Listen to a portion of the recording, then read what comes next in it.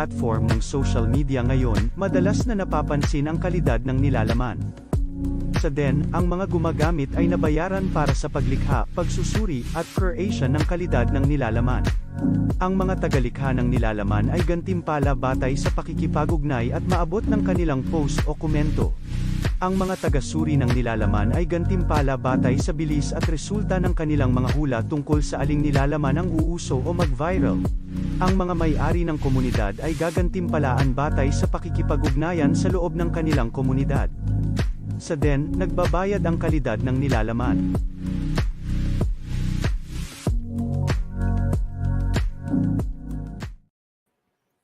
What's up, everybody? Welcome to episode 64 of Coffee with Den, the show where we meet up with fellow denizens or other random people on the internet who happen to find the post and click on the link. We're probably not going to have Gravity Crab with us this morning. He's got like a half a dozen laptops that he's backed up on. So let's get him to fix the world and focus on that, or at least that part of the world. And then T-Swift or Die, I believe, is out this week. That was the reason that we switched topics on World Blockchain Roundtable, because he couldn't make it to host his own topic. So we do have I Am for I Am. So let me bring I Am up. What's up, sir? How you doing? Good morning. Thanks for joining. Thanks, man. How are you? Oh, I'm doing okay. As always, I've got too many things going on than the number of things I can properly multiplex. I hear you. So you're gonna go lend a hand over there with Gravity Crab? Nope. No, guy. I will if you are listening, sir. Yeah, I can lend a hand if you need a hand, but he's a very capable technician. Yeah, it sounds like it. Yeah. Well, we used to work together. Oh. I do have a working relationship with him. From the past, we used to work together in. What had happened was I opened a computer repair shop in a small town when I moved home from the Navy. Cool. I didn't know what to do, but I was like, well, I'm good at fixing computers. I'll open a fix your computer shop. We'll see how that goes. And then, it's like a 1 or 2 stoplight town. And I think I fixed all the computers is what happened. Oh. I think I ran out of customers. Ouch. But he works in a shop now, runs a shop here in Gainesville, where University of Florida is. So there is an unending supply of students who rotate through and break shit. So I think that he's probably got his next week. Yeah. They shouldn't run out anytime soon. In fact, I think he said something about them thinking about expanding, even opening a second location or something like that. So sounds like they got plenty of work. Yeah, sounds like what I have been doing though is so this is the 64th episode. I know. Which is pretty cool. That's actually pretty cool. Yep. Nintendo 64. Yeah. I used to live off of Interstate 64 when I was in Norfolk. What else is 64? 1964. That's a year. Yeah, that's that did happen. So figured we'd theme it after Nintendo 64, one of my favorite gaming consoles. A lot of fond memories. So we'll talk about that a little bit. We'll also look at Den just to see what's up, see what's being posted. Nice mug there, dude. It is a nice mug, isn't it? Yeah. Couple of shout outs. Jacob Wayne, who graciously let me borrow his camera, and I just held on to it for so long. I want to say, oops, I forgot to put the memory card back in the box when I sent it back to you. So that'll come in the mail. I'll send a t-shirt or something with it. I got a bunch of Den merch. Really appreciate, let me borrow that. I've got some really cool footage from Iceland. He offered to make like a vacation video out of it. That's one of the things that he does. Yeah. But to be honest, I don't think any of the footage is useful. So maybe he'll surprise me. I got carried away being on vacation, and every now and then I would just stick the camera out the window and be like, yep, there's Iceland, film that for a while. I did get some cool shots. There's some specific things. I followed some ducks around some icebergs and stuff. It was pretty cool. But I don't know. We'll see. Maybe he and I can both come up with a. This was back in August of I last got a year, feeling but he's yeah. pretty creative. So Yeah, yeah. I think he could magically make those ducks do something beyond what you're even thinking of, even though that was a cool shot. So, Probably so. Yeah. yeah. So there's that. I also didn't send the power cord back. I forgot. So I'll send all that as well.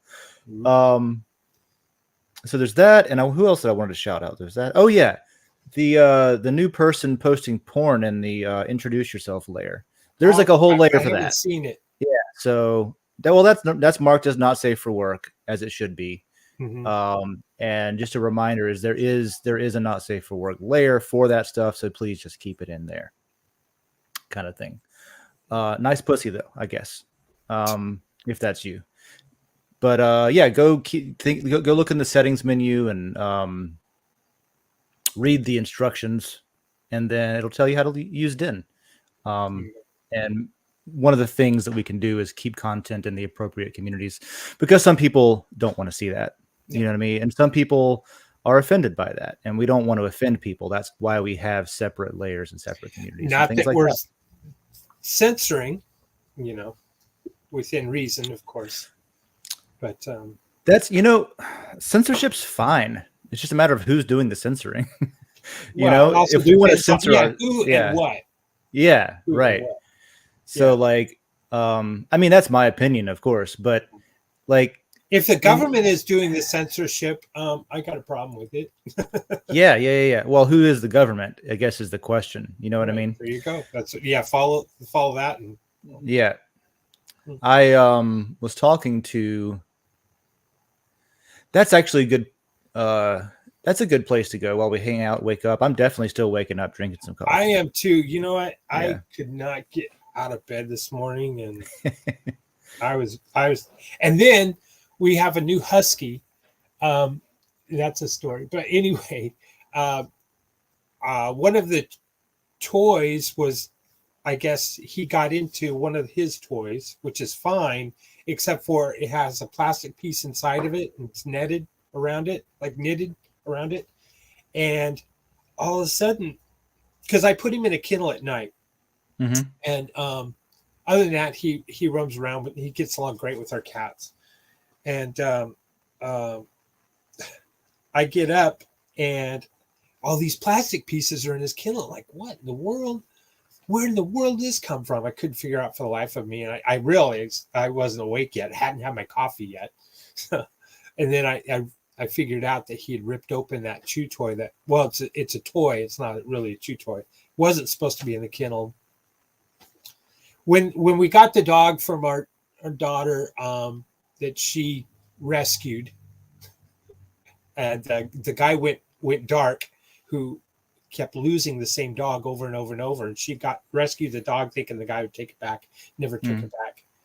And she was, 8.5 months pregnant, about ready to pop.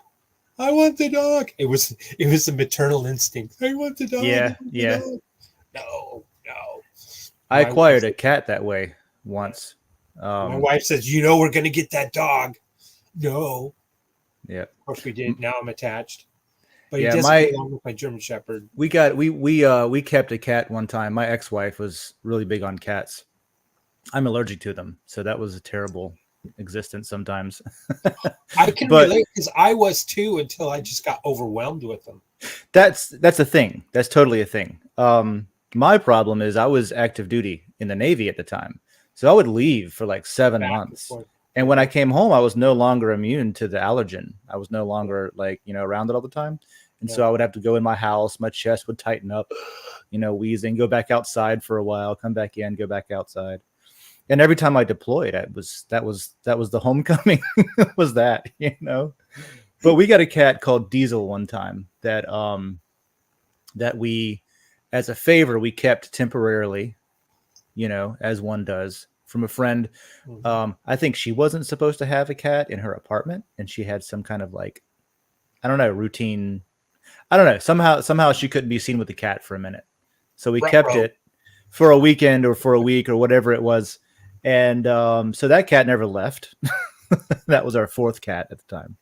So yeah, that's how I get animals from interesting locations. Good morning, Juicy J. All right. Um, I don't more have my chat up. recently, Cool. my dog Good morning. Daedra, she's a Rottweiler. Uh-huh. I actually got her on eBay of all places. Cool. I never thought that was a place for selling dogs, but apparently there she was. And so I always checked wanted it to out. get a dog on Pirate Bay. Yeah, right. You wouldn't download a dog. I watched these like What's the name of your 2004 dog? era. Anon. Yeah. Somebody I was posting this. Somebody had this like 2004 era anti-piracy advertisement that I was watching yesterday. It was great. It was one of those like you wouldn't steal a car, you wouldn't steal a movie. Piracy is theft, and it was like it was interesting, that kind of thing. Which of course it is. Yeah, it's theft, but not in the same context and depending on what country you live in, basically. Iro, what's up? What's up? All right. Pyro. So, yeah, check this out. There is, let me add, I'm trying a different setup. I got a dual. I like the dark screen. Good, yeah. good. So this is today I got a second computer doing the screen sharing. And so this is my laptop that I just replaced. There's an operating system. Okay, before I say that, there's a button here on the post that says click here to join the call live. If you click that, you can join the call live. What a concept. So that is on today's post in the Coffee with Lair, episode 64. You find that in the Coffee with Den layer. So if you want to swing by, use that, or you can throw in a reply here, or you can just listen to us carry on. So I wanted to point that out real quick.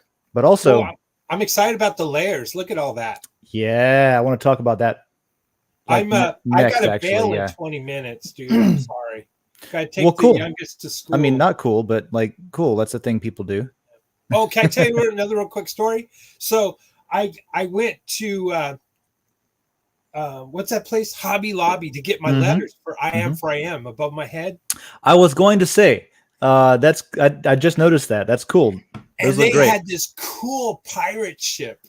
It was probably about, I don't know, about this tall. I'm thinking, oh man, I could get that, put that behind me, put me like my sticker, my Monero sticker or something, or R, behind me or something, And, yeah, that was good. Go, oh, that's now, but the numbers keep falling, or the letters keep falling. Anyway, I haven't tacked them up well, but well, it gets too rowdy in there. Pirate ship was so cool, and so I was thinking, man, I got to come up with some background stuff. I got to get some really good, cool background stuff. Anyway, the letters are a little bit larger than I thought, but that pirate ship was so cool. Well, they're legible. You can read them. That's fine. Yeah. No, I think that looks great. Thanks. So my latest project is this. Oh, I said I was sharing from a different computer this morning. There's a Linux distribution called Garuda that I just found yesterday. Garuda. And so it is, what I was doing is I was reinstalling, damn it, what is that? Manjaro, that's what it's called. So Manjaro is like Arch Linux, but easy mode to install. Okay. I was reinstalling that for reasons, but then I was hunting down, I wanted a different web browser than just vanilla Firefox. Because like I love Mozilla, but I don't know, man. I didn't want a Chromium browser and I didn't want Mozilla vanilla. And so down the line, there was one called Iron Wolf that was more security minded. And then I found someone posting about this browser called Fire Dragon. Fire Dragon? Yeah. And I was like, Fire Dragon? What is Fire Dragon? And that's how I found this Garuda Linux, right? So Fire Dragon is a fork of a fork. So Fire Dragon's a fork of Iron Wolf. Iron Wolf's a fork of Firefox. And it had some really interesting features that I thought was really cool. And I said, you know what? This whole operating system has some interesting features that I think is cool. Let me just run with it.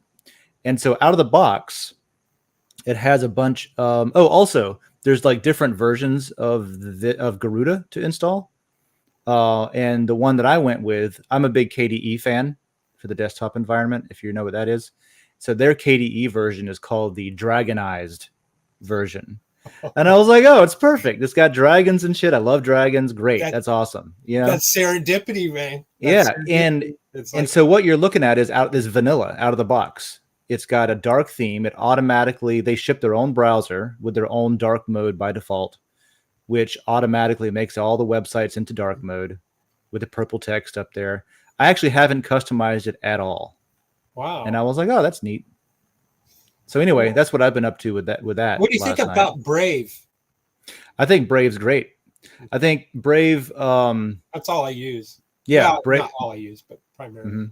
I don't know anybody who creates like works on that, but I do know a couple of people by reputation who work on it. Mm-hmm. If that makes sense. Yeah. Like I don't know them personally, but I've like seen some other stuff they've done. I'm like, oh, those people. I know those people. Great folks. Awesome. They started out forking Firefox actually for Brave, and then they moved over to Chromium, which is the open source version of Chrome that Google bases Chrome on. So Brave. I think Brave's great. I almost just went with Brave, but I was just feeling interested in other stuff, I guess. Cool. Nice. So yeah. Well, run on my Commodore 64. I sold a couple of those to Gravity Crab back in the day. I found them in a thrift store, and they thought they were keyboards, like fat keyboards, which they look like a fat keyboard. Yeah, they do. And so I bought them. I was like, oh yeah, how much do you want for these keyboards? I give you $5 for each of them, or for the both. I think I might have paid tops $10 for 2 Commodore 64s, and they work. Well, at least one of them worked. I don't know. What was the? Wow, this is early '80s. I think it was the Radio Shack computer, Trash 80 or something like that. I don't know what. Yeah, the TRS 80. TRS 80. Yep. I'll tell you, I was in Japan and living in an apartment building, and I could go out on. They had like a tiny balcony. Everyone had a tiny balcony because that's where you did your laundry and hung your clothes up, right? And looking across the street was another large, I don't know, 15-story apartment building or something.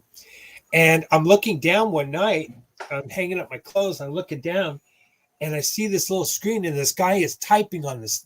I go, he's got a personal computer. I was so shocked. I was like, wow, this is so cool. I want one. This guy right here. At the price, it was like $2,000, which in the early 80s was an insane amount of money. There we go. Yeah, look, I like the top right. That's what I remember. But there's I forget what it's called, but it's this era of the TRS 80.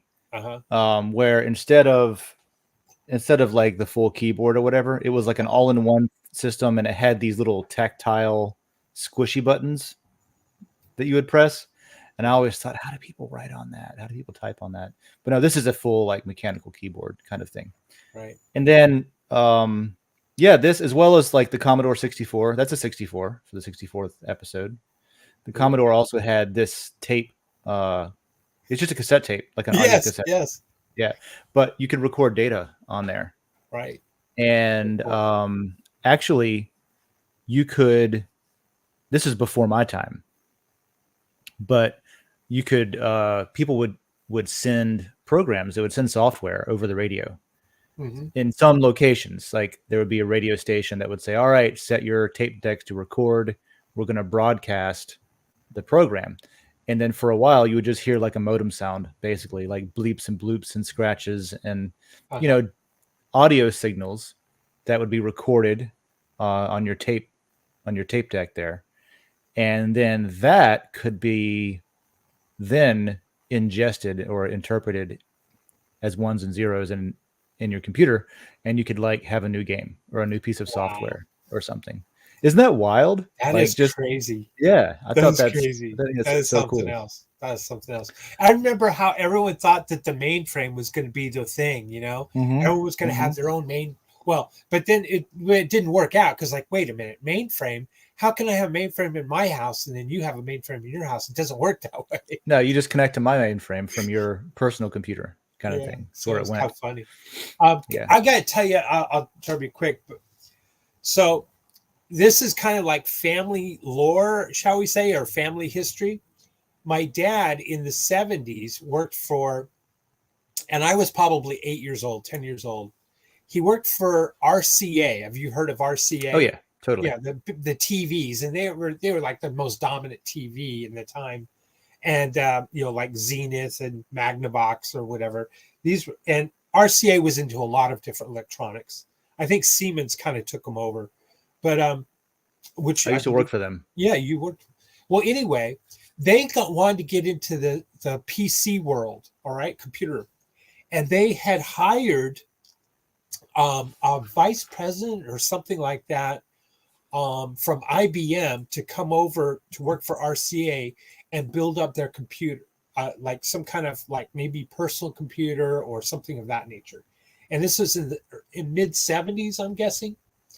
And it looked like it was going to be pretty successful. Now, this is a story from my older brothers, all right, because my father had since passed away, and this all happened when I was too young to remember.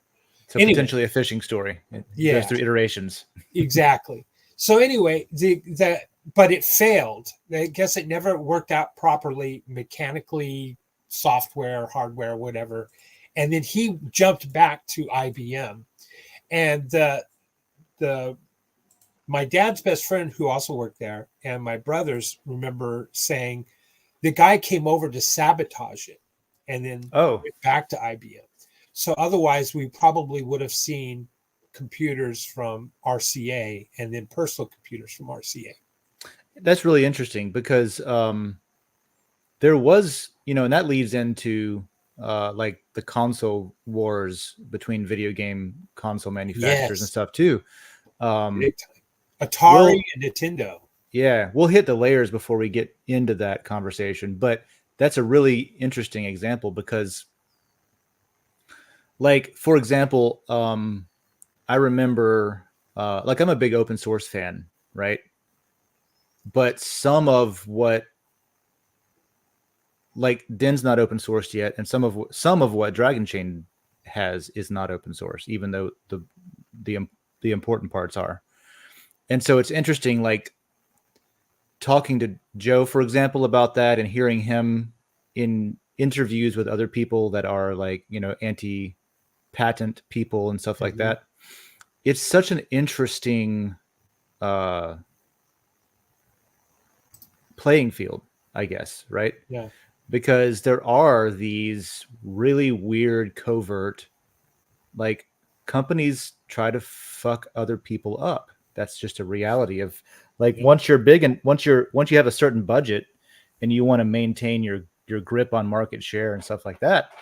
And yeah, we've got like, antitrust laws and stuff like that if they're enforced sort of selectively. And they're kind of hard to enforce sometimes. Yeah, and they are hard to enforce, yeah. But anyway, so like one of the things about patents and like, closed source for a small or for a startup company is like because of the IBMs of the world and because of like, yeah, we need to kind of like grow up a little bit and be in a more better position before we, release all of that because it's such a I don't know. I guess what my only point is like it's just interesting to me the pros and cons and the debate between like patents or no patents or open source or closed source or very maybe conflicted. Like yeah it's like man I don't want Google and IBM to like copy paste and own everything, which people do all the time. Even if it is open source, they don't abide by the GPL. They'll take it and they'll close it. They'll have a closed source project that under the hood is using open source code. They just don't tell anybody. Right. And pretend like they came up with it. And then they fuck people out of their work. Remember Joe talking about on Blockchain Roundtable about the FBI and using software that they're not allowed to use all the time. And we did too. When I was in the Navy, we did too. with even within like we would we would use Microsoft IRC, right? And it would would always have to just like close the pop-up that came up and said, please buy me, please pay for this license, you know.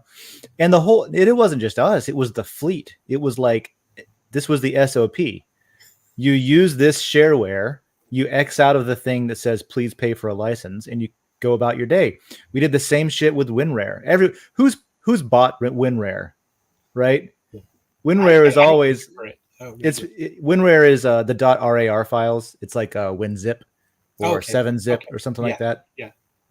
One of the early features that was extremely useful with WinRare was that you could, when we only had floppy disks. Yeah. If you had I a used file, to always use WinZip. Yeah, WinZip. Yep. Mm-hmm.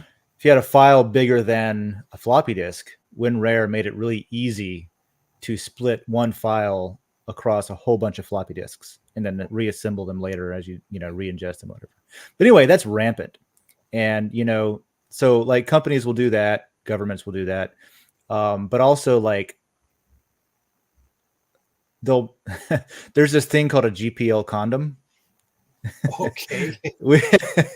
Which like, instead of like going with like, instead of basically being somebody in the spirit of GPL that was like, oh yeah, we'll use these interesting parts and we'll also open source what we're doing to use them as per the GPL. It says basically you can use me even commercially as long as you open source whatever you're doing is part of the GPL, right? So instead of doing that, they will release an open source interface like middleware that will interface between whatever open source software they want to integrate and their closed source stuff, right? And so in that way, they don't have to disclose their closed source stuff, but they can still take advantage of the open source stuff. And it's just nuanced and interesting and weird. Yeah. And that's the whole story, is just that it's weird. And I don't know what I used to be 100% like no holds bar, everything open. And now I'm like, okay, I still am that, but there's an argument for like building in private, right? So that you can, not be stomped out when you're just an ant by the big boots. Where does you will own nothing and be happy? You know how your cell phone, you don't actually own it, you're renting it. The software, like Microsoft 360, whatever, all of these things, subscription services and stuff. Yeah.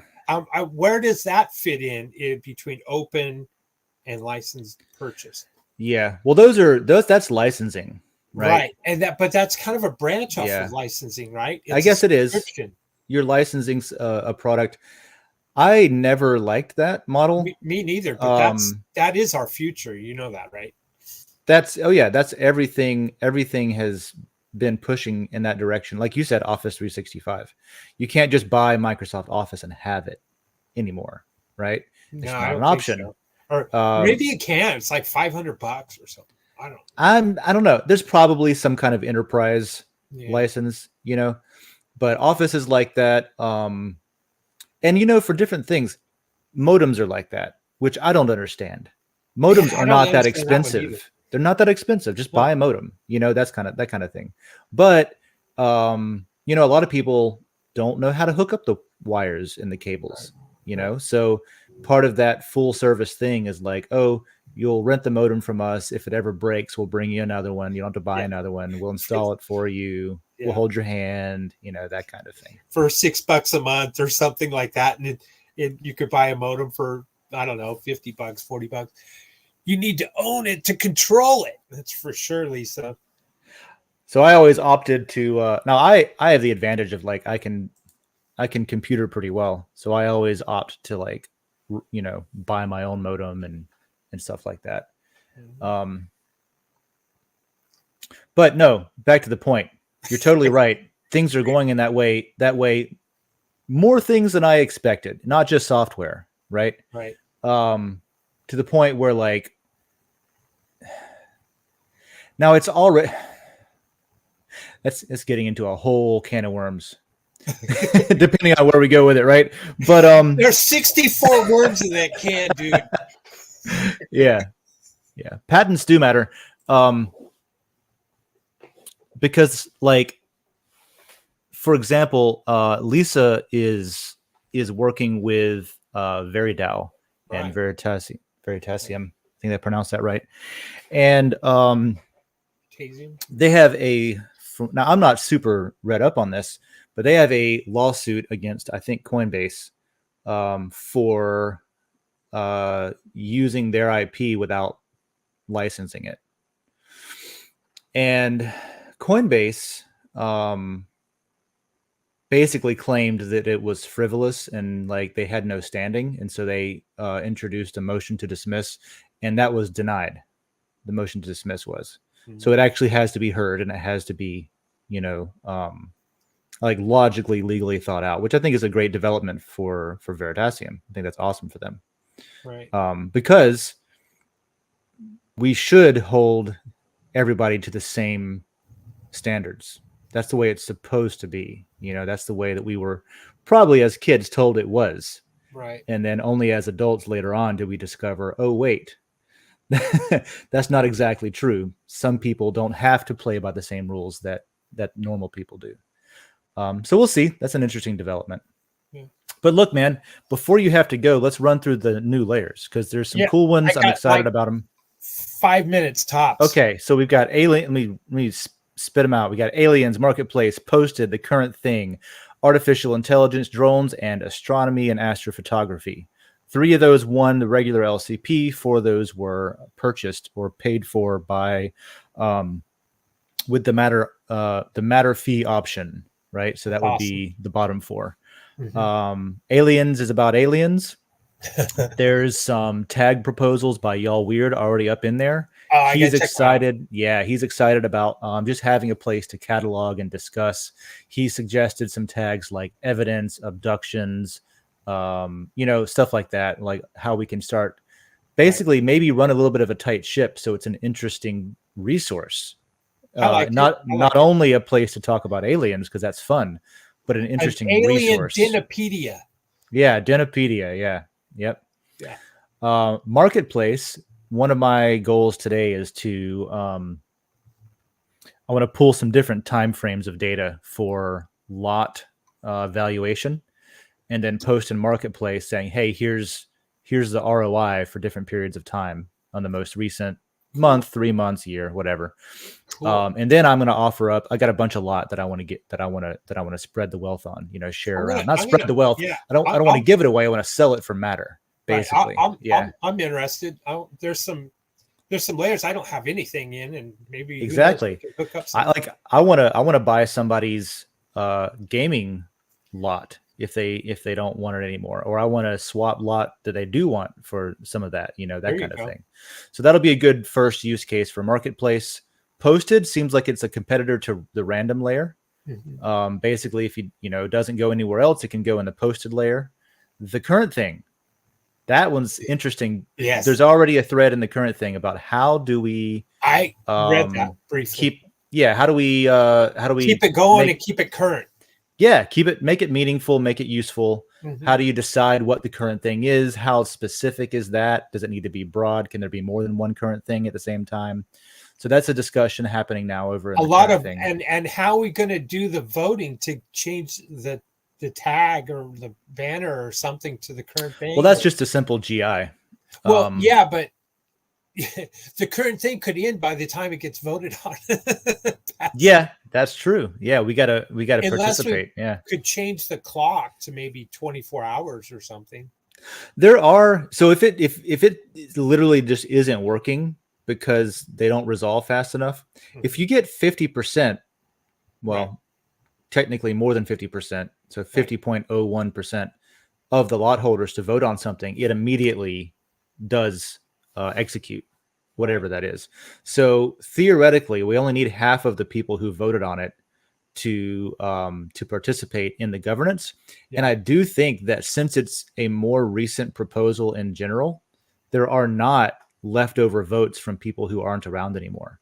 So I predict that we'll have more participation in governance on the current thing which is exactly what we need for that to work, right? Yes, I Because we agree. have stuff in Den.social that passes in minutes sometimes, right?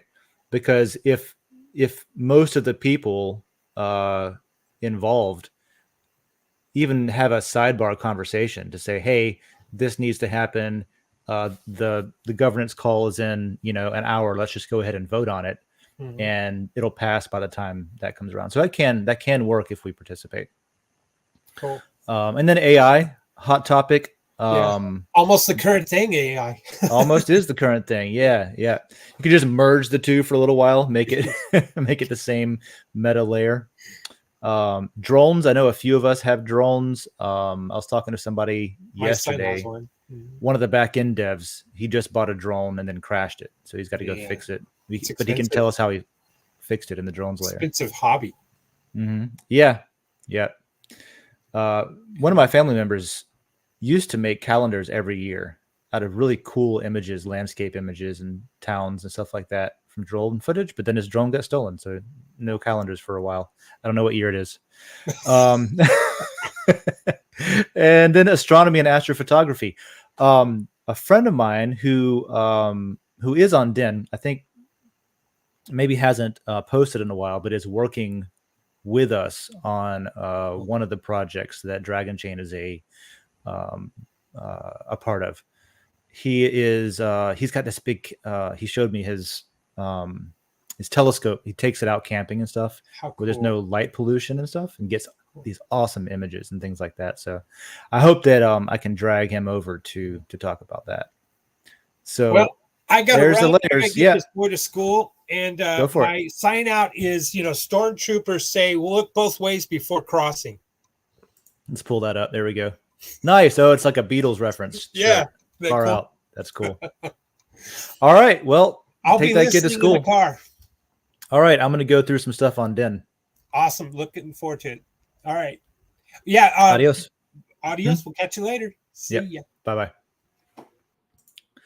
All right. So those are the layers. I think I'm most interested in marketplace, aliens, and the current thing in no particular order. I hope that aliens and the current thing can run kind of a tight ship, because I think that would make it really interesting and useful. Ideally, and I'll just come over to the aliens layer for a second, click on that.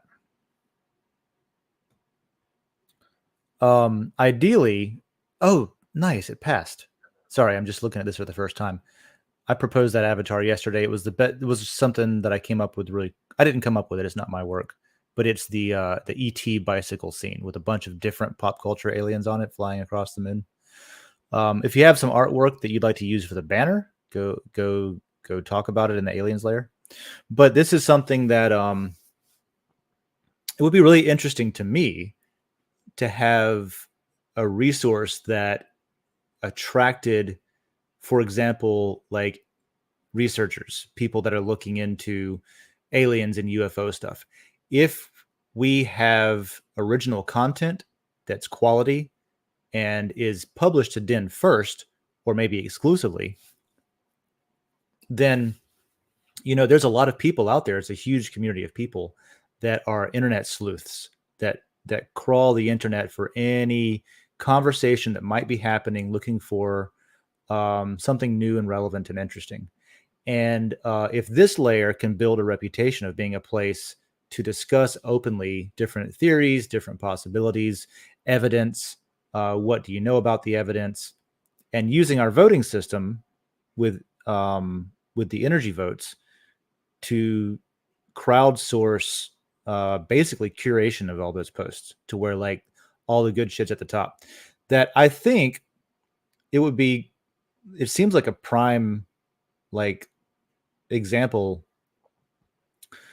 of a resource that even established organizations like MUFON and stuff like that could use really well. And there's more, there's like anybody who's even curious, but also people that like already have organized communities could probably either do very well with their own Den layer or jump into one that already exists if we can make it interesting enough to attract them. So that's my point on aliens. Is there's a huge aliens like group of people out there interested in aliens. So when I saw that Y'all Weird was recommending some interesting tags, I could tell for one that he's taking it seriously, which is awesome. Some tags that are like evidence, disclosure to organize the content, right? News, sightings, abductions. And then also there's a proposal to allow anonymous posts. Some people, for example, if you are somebody who was abducted by aliens. Now, I don't know where I stand on whether or not I believe the abduction stories or not. But if you are somebody who's maybe trying to tell your story, but you're afraid that somebody like me will judge you, which I won't. But if you're concerned about that, we still want to hear it. So allowing anonymous posts for that reason, and also for just safety and privacy, if there's something that you want to share that you feel like you'll be targeted for if you do share it. So that was a good thought. So he proposed all those things. I voted on most of them. Let's go see if there's any more. You should go click on the hammer, the governance button on Den. And if it isn't already highlight the flag on the top left. That'll show you anything that you're eligible to vote on. In other words, if you have lot to a layer, you can vote on stuff. So mine's clear. I have voted on all the things, but you go do that too and see what pops up, because that's how we configure these layers initially. So aliens, and then the other one that I wanted to talk about real quick was the current thing, and then I'll hop into marketplace for a second too. So the current thing, I said there's a conversation started right now over in that layer. It's sort of the same thing that I just talked about with aliens, right?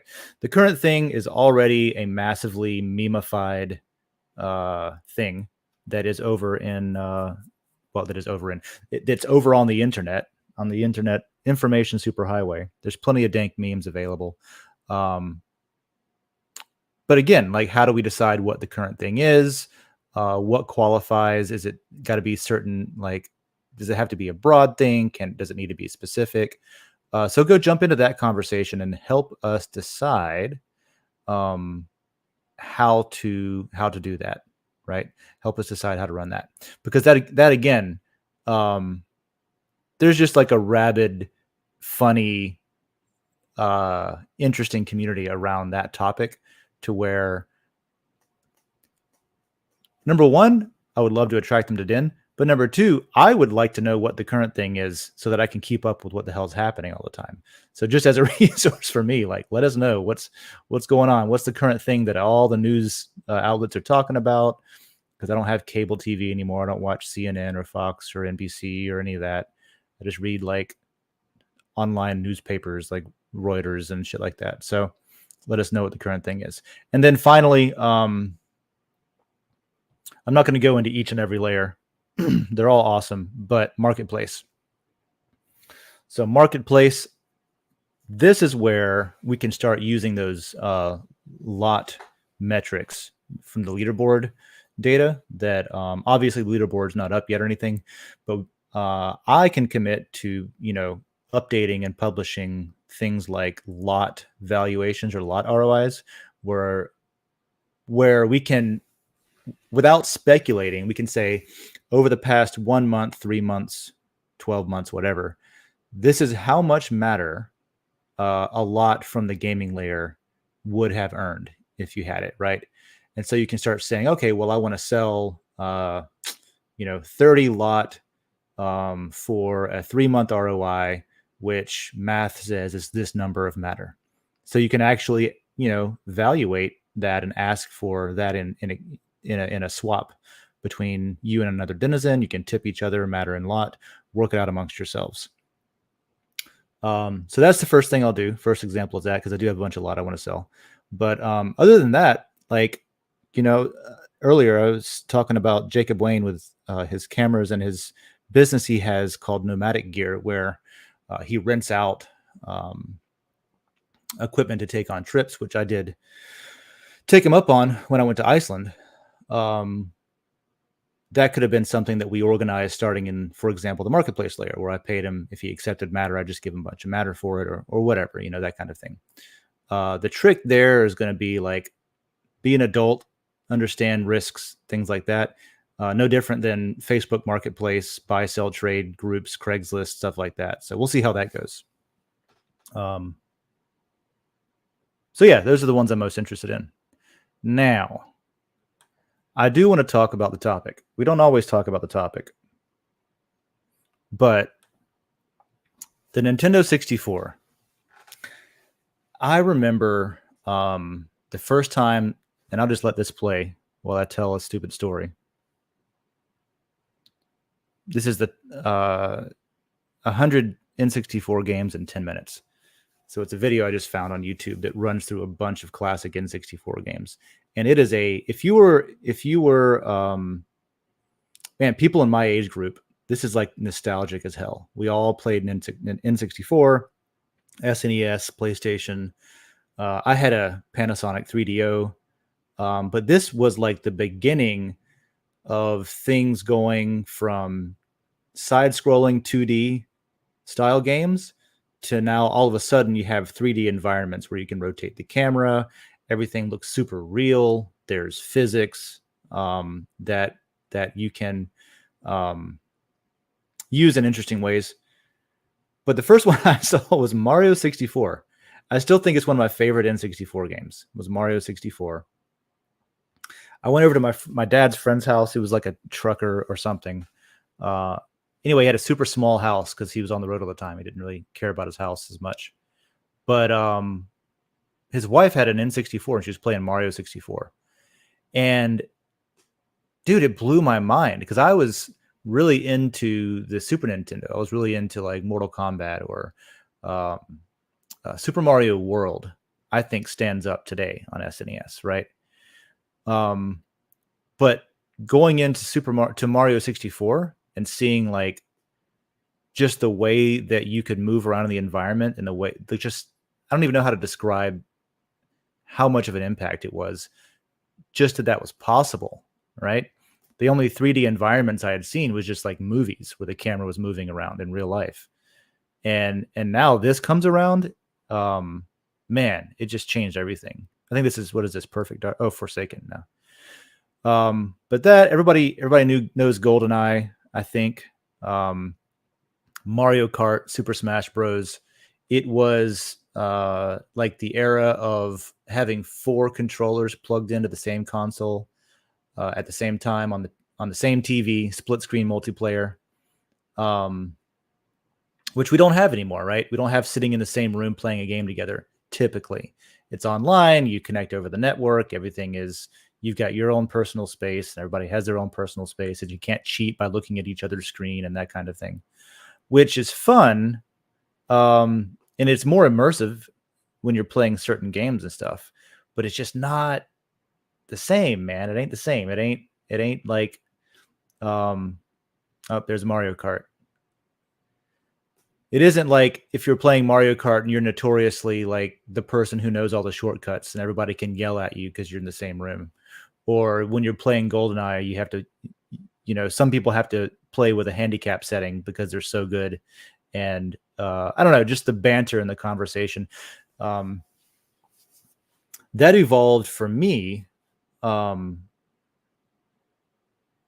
into LAN parties where when I got into computers and computer games, everyone had their own computer and we were playing on the same network and stuff, but we were still in the same room.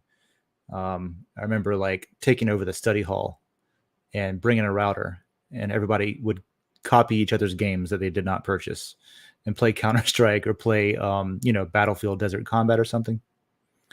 But then that, like I said, evolved into what we have today, which is really, really good games that are not as personal of an experience because you're not playing in the same room. So I really think this was a magical period of time. What are some of your favorite N64 games? Did you prefer PlayStation over N64? That was a big battle, right? the console wars, started really with Sega and Nintendo, as I remember it, right? Sega was the big like overt competitor where they were mean to each other publicly, like on advertisements and TV commercials and stuff. N64, the name, it's 64-bit. They would put in the name of their consoles like what the hardware capabilities were. Oh, play this, you get this many colors. Play that, you get that many bits. And nobody really knew if it was like actually better, and that depended on who was making the games. But it sounded good, right? But yeah, I don't know. This being the 64th episode, I just wanted to share my experience on that a little bit. All right, so that's half of that video. That's probably enough or N64 games for now. I can pause it, maybe come back if somebody wants to see the rest of them. I want to check Den again. There was a couple of replies.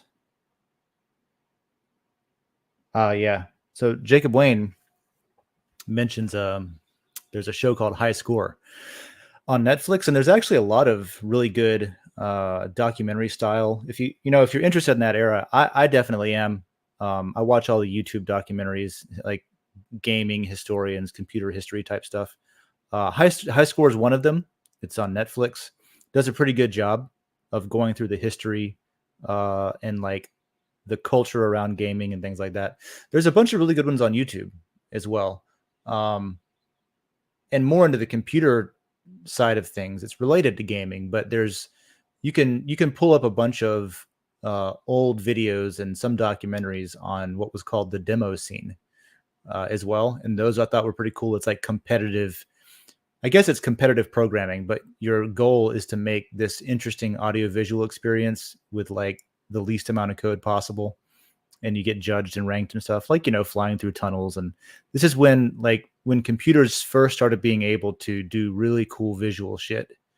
And at the same time, people started actually having them in their house. Like a game console was referred to as a home computer, I think, something like that, right? That was the context. And we didn't know it at the time, but we were sort of like the last people that got that experience of pre-computer, pre-phone in your pocket, pre-high resolution, photorealistic graphics and things like that. And a game wasn't afraid to be a game. I think today a lot of games are afraid to be games. They want to be realistic. They want to be hyper believable and immersive, which is great. That's a neat trick. But I just really appreciate games that aren't afraid to like have fun, not care about like continuity sometimes when it doesn't really matter. And those games do exist still, but they're typically indie games, like smaller studios and things like that who are trying to make something different that isn't just the same thing that every AAA title is. So, all right, what else did Jacob Wayne said? So retro games. Oh, by the way, I started throwing these up as a post, basically saying what should the title be.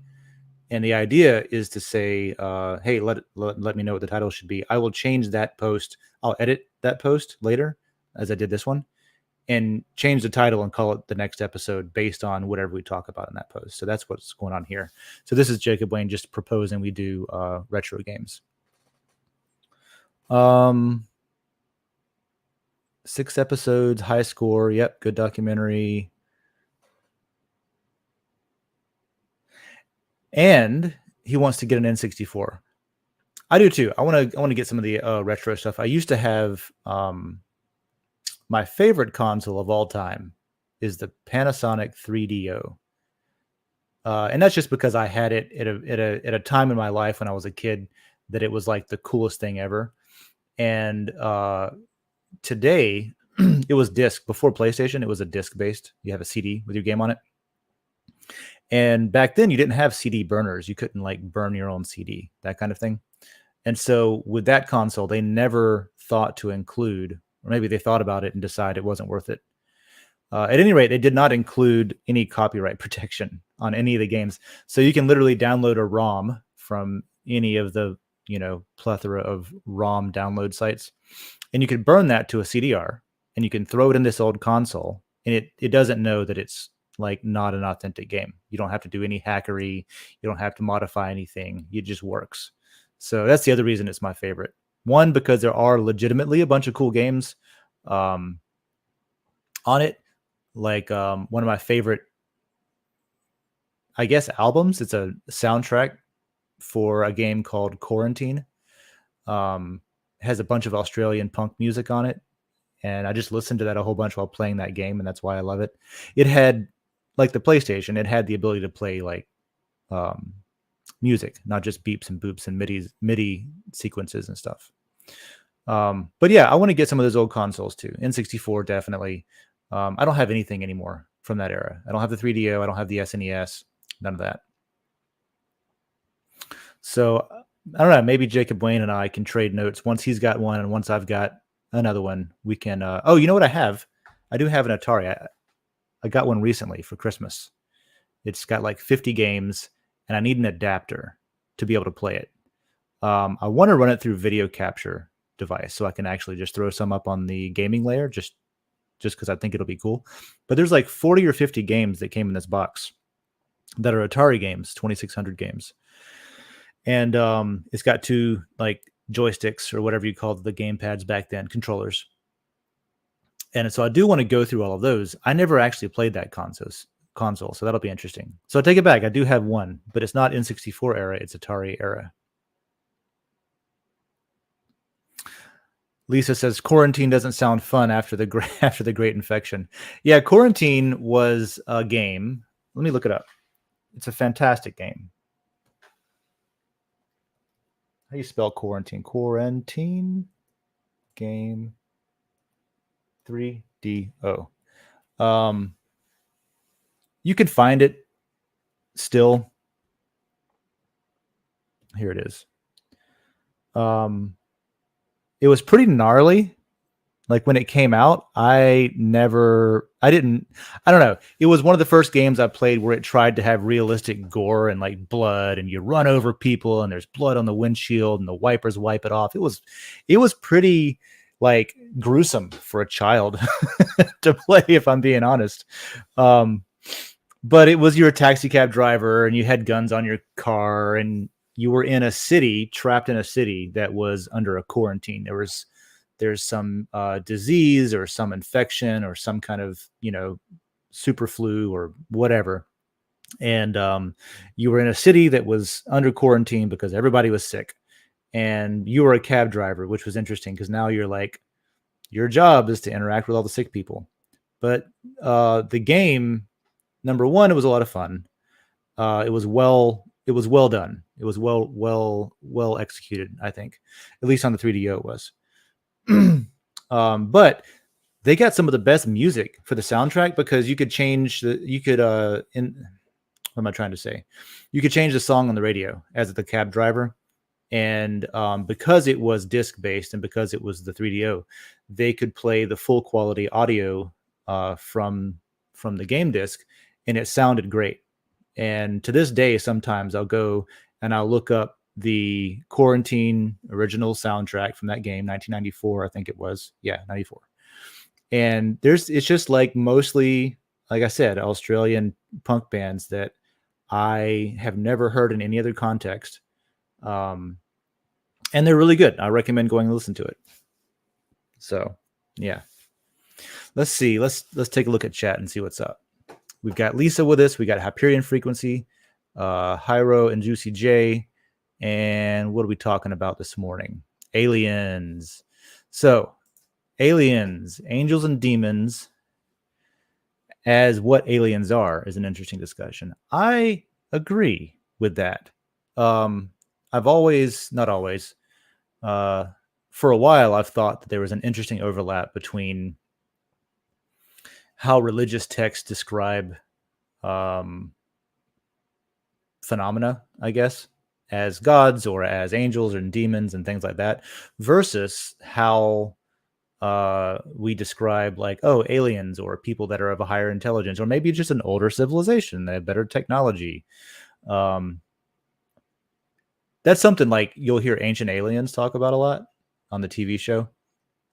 If Gravity Crab was here, he would hate going into this part of the conversation because he's like he hates that show. I feel like he hates that show because well, anyway, I wish he was here to dispute, but basically, since he's not here, I'll say I think it's really interesting. A lot of the points they make in that show are interesting because there are descriptions of gods and dragons and stuff. The dragons one I like a lot because it's like a fireball from the sky and it's like gods moving around on these flaming chariots. And if you think about the fact that they didn't have the vocabulary then to call it a ship or a spaceship or a rocket or something like that, that wasn't something that was in the vocabulary. They would have to explain, if it's an account, if it's a firsthand account, they would have to explain it based on whatever they did have in their vocabulary, which would be a chariot or a horse or a flaming whatever kind of thing. So yeah, that's a discussion I would love to see over in the aliens layer because it's a good. My grandfather always told me that the Bible was an historical document. It's history. It's a reference that we can look at to find out what happened, kind of thing. And that can be taken a bunch of different ways, literally or interpretive. But good point, Lisa. And I hope to find that conversation over in the aliens layer. Just different words. Yeah, exactly. So let's see here. We've got Hyperion Frequency. What's up? Good morning. Thanks for joining. Having some coffee with us.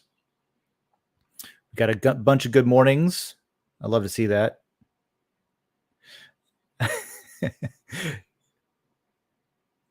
Quarantine doesn't sound fun after the Great Infection. People are saying all these chemical burns is a way for them to figure out the next scheme to keep people home. What's going on with the chemical burns? I don't know if I know about the chemical burns. I know about the spilled chemicals, like trains derailing and big plumes of black smoke and stuff like that. But I'm not sure if I know if there is there a trend of chemical burns happening that I'm not aware of, because I want to be aware of it. And who knows who they are, right? I don't know. Does anybody really know? Humanity isn't ready to free themselves from their conditioned delusions. That's true enough. Their feel-goods are more important than rational, deductive, what is that word? Epistemological knowledge. That's a good one. Here's the part where we look up what epistemological means. I spelled it wrong already. Epistemological. I don't know that one, man. You threw one at me that I have no idea what that's supposed to mean. Epistemology. According to Wikipedia, which is not a good source, it is from ancient Greek, and it's the theory of knowledge. Oh, the theory of knowledge. Okay. Concerned with knowledge, epistemology is considered a major subfield in philosophy, along with major subfields such as ethics, logics, and metaphysics. Interesting. Okay, so it's like a whole area of study. Well, thanks for dropping knowledge on me. You might notice if you're watching this that some of the words show up in German. I just installed this new browser extension where you can select a language you want to learn. And then as you're reading the internet, it will randomly replace certain words with words from that language. So you can use it as flashcards as you're going along. And my wife's German, and I told her mom I would try to learn some German by August. So I'm holding my feet to the fire. I got to do something. That's what's up with that. Well, I'll learn something new. And that there's a whole field of study based around the theory of knowledge. IM4AM says, boo, I forgot my phone, couldn't listen in the car. Well, you can use up all your data by listening to it on YouTube. I've done that before. I used to drive for a living, and my company gave me a phone, and I just used their data. after a month or two, they told me that that's something I can't do anymore. Meteor, solar flares, asteroids, skylights. Oh, Lisa likes the Ancient Aliens show. It's a good show. It's a little bit much. Like they drug it out. I think they drug it out long after they should have stopped, personally. But it was so wildly successful, they just kept renewing it. Let's do some more. Let's do some more. Because some of the episodes, like even for somebody like me who's willing to go out on a limb and be like, oh, maybe, like, what is your point there? There were some that was just like, and I can't think of them off the top of my head, but there were some that was like, man, I don't know. That's kind of a stretch, but it was a popular show. A show that's similar to that, I think it's probably named what it's named because of how popular Ancient Aliens was, is Ancient Apocalypse, and that's a Graham Hancock show. He's an interesting person. He's considers himself a journalist, not necessarily a what do you call the people that dig stuff up and study that? Geologist, or he's not a geologist or a paleontologist or an archaeologist or any of that, but he reports on those fields, right? He considers himself just a journalist, and he's, I think, a really good one, because in that show, even though it has sort of a clickbaity name, Ancient Apocalypse, he goes into stuff that I'm really sort of like, if it's either aliens or pre-Younger Dryas period civilizations, I lean to the pre-Younger Dryas kind of thing, you know? And so that's what that show's about. It's like ancient aliens, but they're not necessarily aliens. They're just, humanity is a lot older than we thought it was. So thanks for reminding me of that one, because I think that both of those shows are really interesting. But Graham Hancock's show, I think, deserves a lot of viewership because it's interesting. And not only is it interesting, it is something that we can study scientifically if we choose to do it, right? And there's a lot of things like that where, okay, you can believe what he's saying or not, that's fine.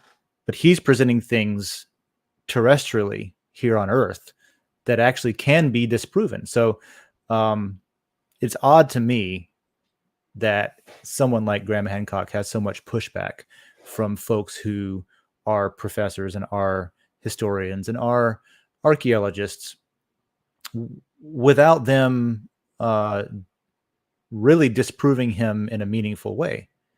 Because isn't that supposed to be what science is? Instead of just saying, no, that's nonsense, we're not even going to look into it. You can just go look. You can just go see what he's talking about. You can just go dig. You can just go with LiDAR. You can just go with ground penetrating radar. You can literally disprove him scientifically. And I think that's what interests me the most, is that there's plenty of people that will dismiss his theories, but very few who will go out of their way to disprove them. And I just think that that's bullshit, and that's not science. So there's my rant on the Ancient Apocalypse show on Netflix, I think it is. All right, what else we got here? How do you know what's truth? Epistemology is how you find out. I was catching up just this morning, actually. I was listening to Truth Tuesdays. Lisa and Sean have a show called Truth Tuesday. It was posted over in the Mighty Lair, which is Lisa's lair that she owns and operates. And it was interesting. I don't think I have a point, but you used the word truth, and I was just listening to Truth Tuesdays. So shout out to Lisa. And you should listen to that conversation, because they're not afraid to speak their minds and say things, even if it gets them demonetized, which is unfortunate, but it does happen to them from time to time. All right. Hyperion Frequency. I loved Ancient Aliens when I was in middle school and high school. I haven't seen it in such a long time now. That was my experience. Now we're just talking about aliens. We should just go to the aliens layer. That was my experience with there's an author named James Redfield. I think his name is James Redfield.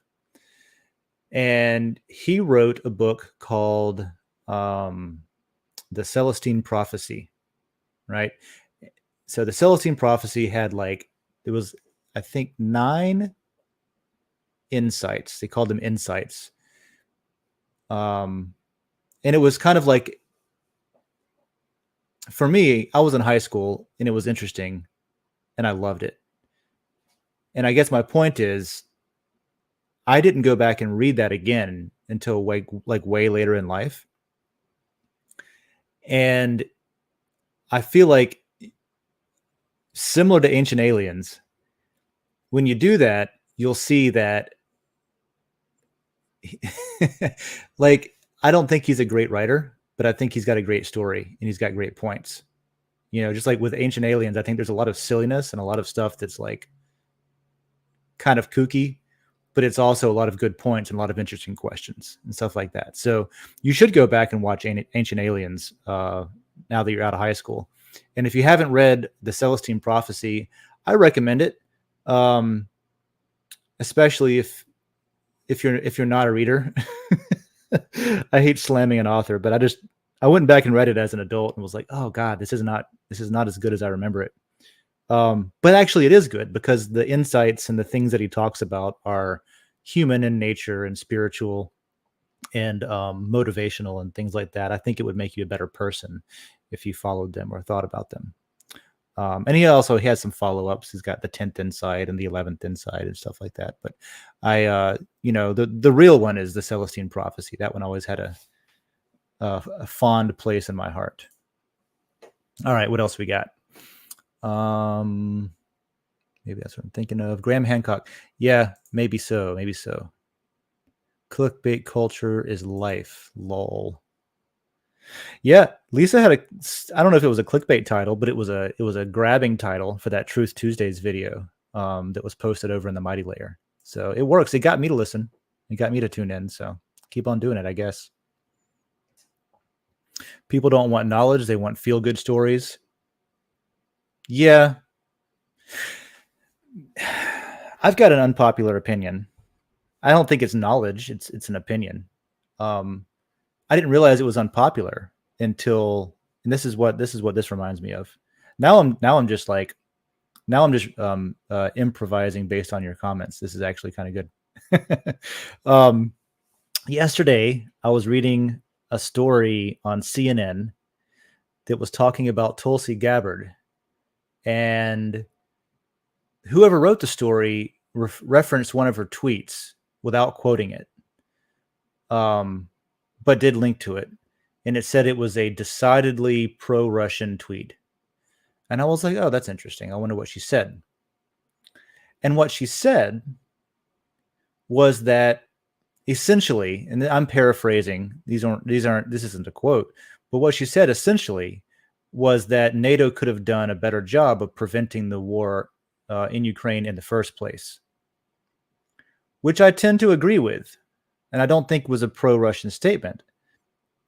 Yeah, it's not 100% putting all the blame on Russia, which I think is what people want. And yeah, Russia is to blame for invading Ukraine. Yeah, obviously. But to call someone a pro-Russian asset because they say that they wish there wasn't a war in the first place, I feel like that's what she was saying, which is, I don't know, it's similar to what Hyperion Frequency said here about not wanting truth or knowledge or real conversations or discussions. They just want feel-good stories. There were so many people just railing against her for not just like falling in line with what everyone's opinion is, I guess. And it wasn't in a way that was like, oh yeah, Ukrainians should die, I hate them. That's not what she was saying. She wasn't even saying, yeah, Russia, it's not Russia's fault, it's the US and NATO's fault. She wasn't saying that either. She was saying that it could have been prevented.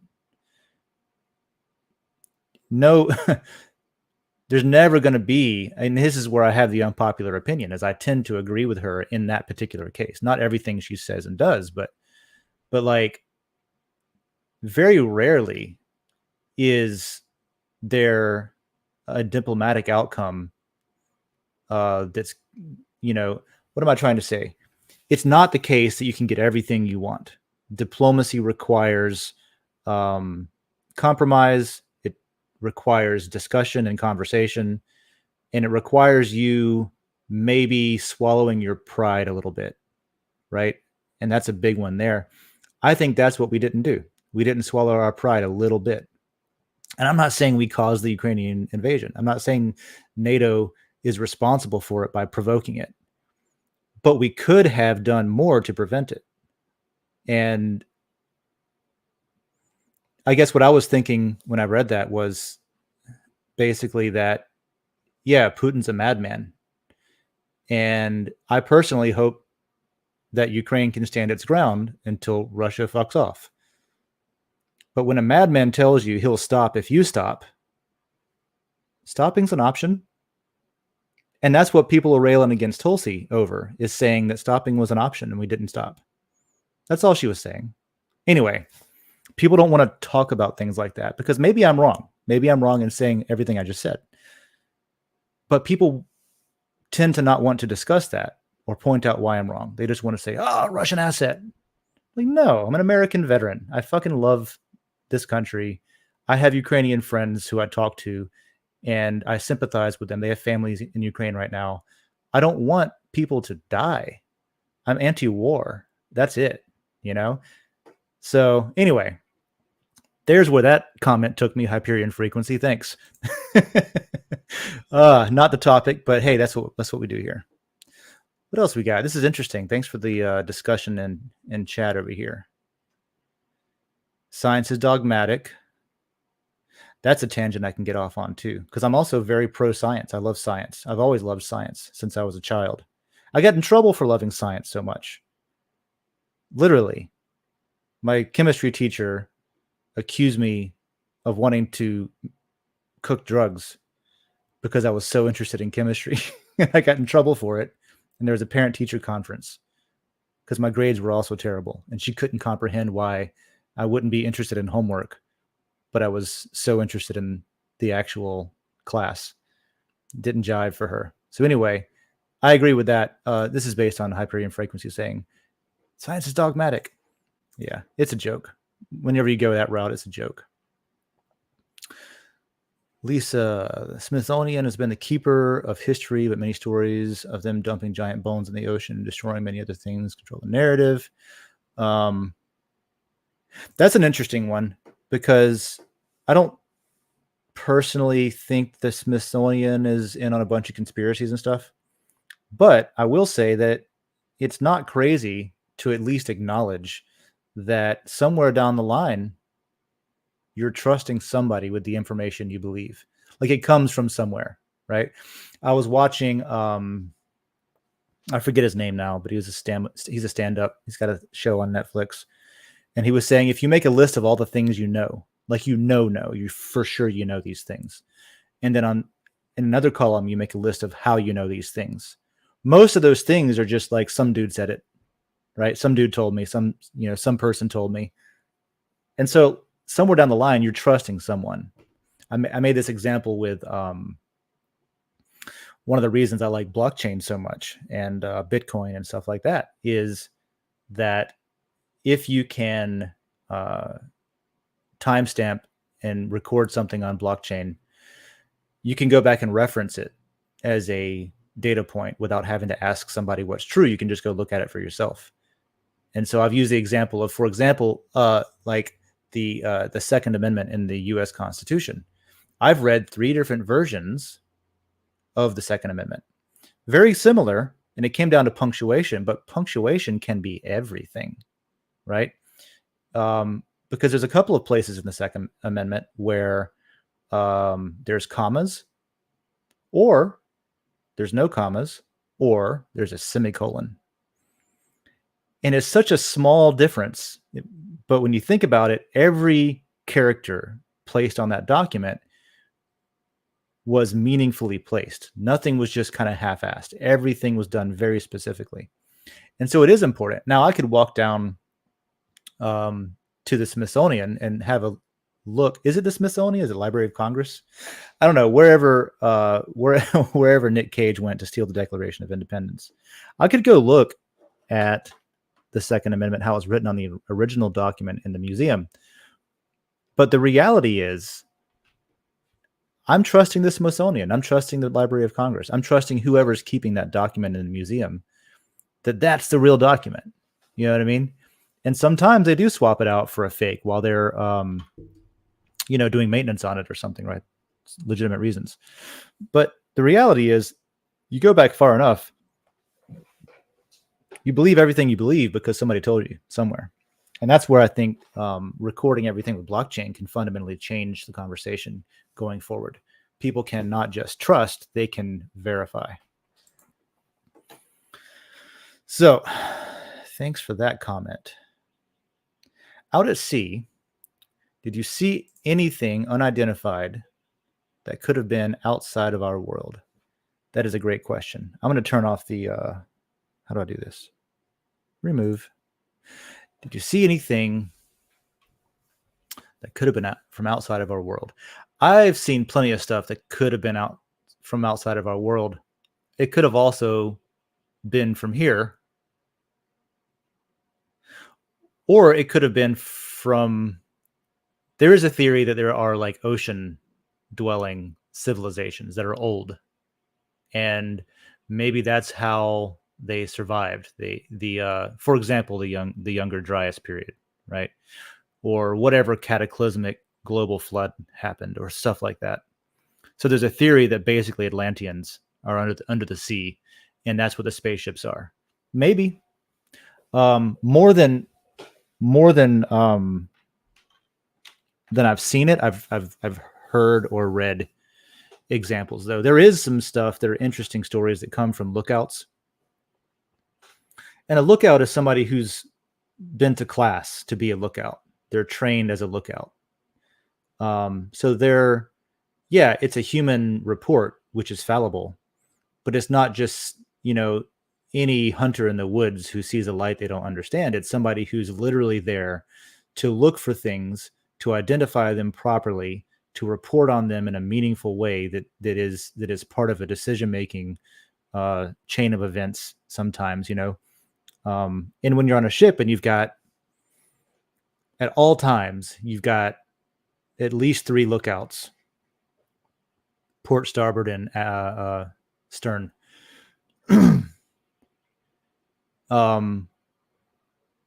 You get interesting reports. Sometimes they don't know what the fuck they're looking at. The wildest thing I've ever heard from a lookout was that literally he was like, no joke, something came up out of the water. It was as if it was looking at us for a minute. It came up out of the water and then it went back down in the water. And it wasn't a whale and it wasn't any kind of nothing like that. It was like a ship kind of thing. And that was the best he could describe it was like a thing. He didn't even use the word ship. It was like something came out of the water and then it went back in. And I was like, you're out of your mind. And he was like, I know, but that's what I saw. So you hear shit like that sometimes. And it's hearsay, I guess, but there's also, there's documented stuff like, there's a thing called the Wheels of Poseidon. That comes from, I think, like the Indian Ocean, where sailors would report these big circles that looked like wagon wheels with spokes and everything that are just out in the ocean, big circles in the ocean. The theory there is that it's what do you call it? Photofluorescent plankton. Like when the ship drives through, sometimes when your ship is driving through the water glows around it. I've seen that a bunch. But what the reports describe aren't that. I've been there and I've seen that. And so that's an example of like, I have not seen the actual phenomena, the wheels of Poseidon in the ocean, the big circles in the ocean. I haven't seen that personally, but what I have seen is what is widely accepted as the explanation for what that was. And I've seen enough of that to be pretty confident that that's probably not. It doesn't describe what was described by the sailors. In other words, right? It doesn't describe, like, I get it. Yeah, things like that can happen in a lab, and this could be an explanation. But I've seen the explanation, and it doesn't match up to the reports in the log. So yeah, there's stuff like that. I'll write about that in the aliens layer, UFO. Maybe I don't think I've really ever seen a UFO. I've seen a UFO. I haven't been able to like identify it, but I haven't seen anything that was like, oh, that's unnaturally like against physics, that kind of thing. Some have. Obviously, a bunch of pilots have seen that, and the Pentagon has said, yep, that's real. You know, it's not like a theory anymore. It's like, yep, it's confirmed. And we get to see the blurry videos, but those are downsampled. So who knows? Good question. On that port deck. Yeah, I used to, I spent a lot of time out there. I did an interview with Lisa that you should check out. I think it's interesting. It was about the USS Nitsa. There's a conspiracy theory basically right now that says, that implies that the U.S. Navy caused the earthquake in Turkey. And they used the USS Nitsa to do it because the Nitsa happened to be off the coast of Turkey. I think it was probably a port call or something, but they were there, and then the hurricane happened, and there was a weird cloud. The hurricane, I'm such a Floridian.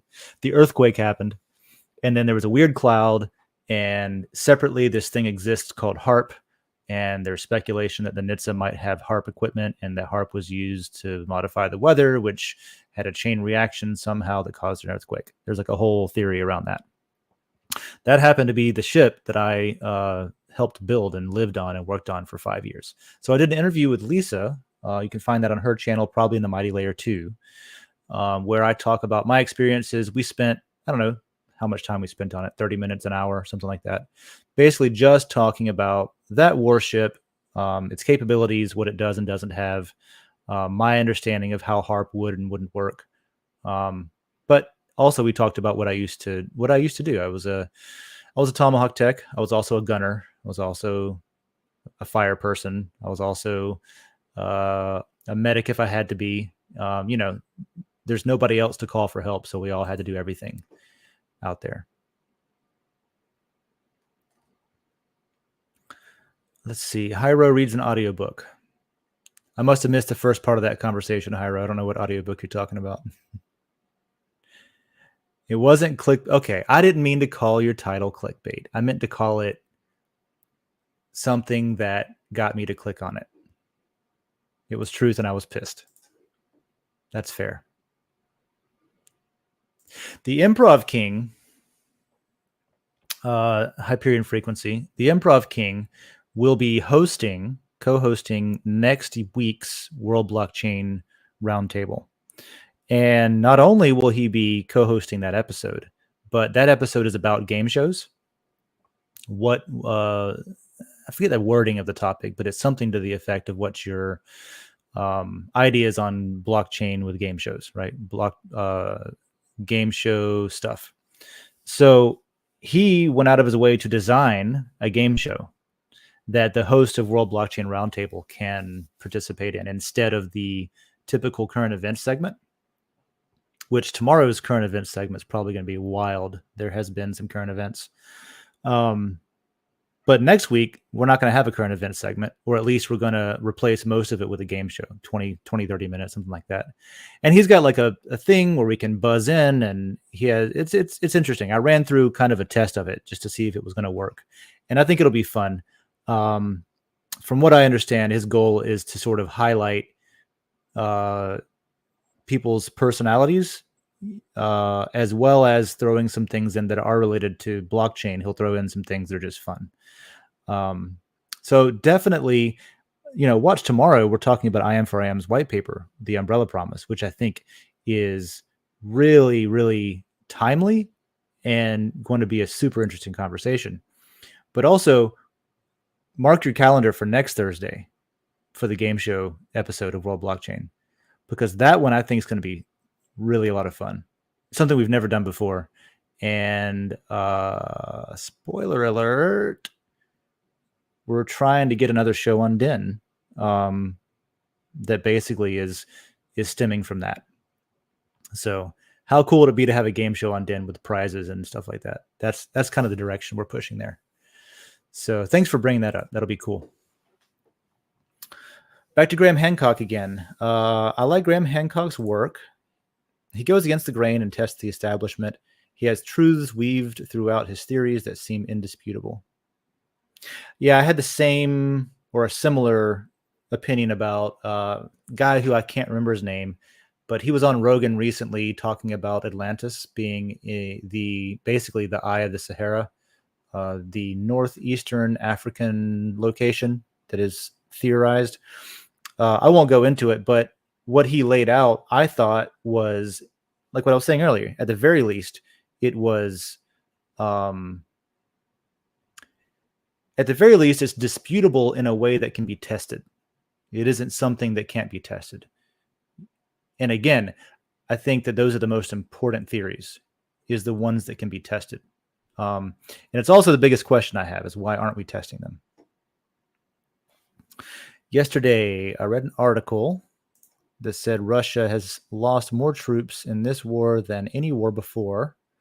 They're estimating 60 to 70,000 Russian deaths. Those are citizens and people. That makes me sad too, and I think that it's important to be able to mourn the loss of life, regardless of who it is, while also being against the very people who are losing their lives. We don't have to be binary, right? It can be both.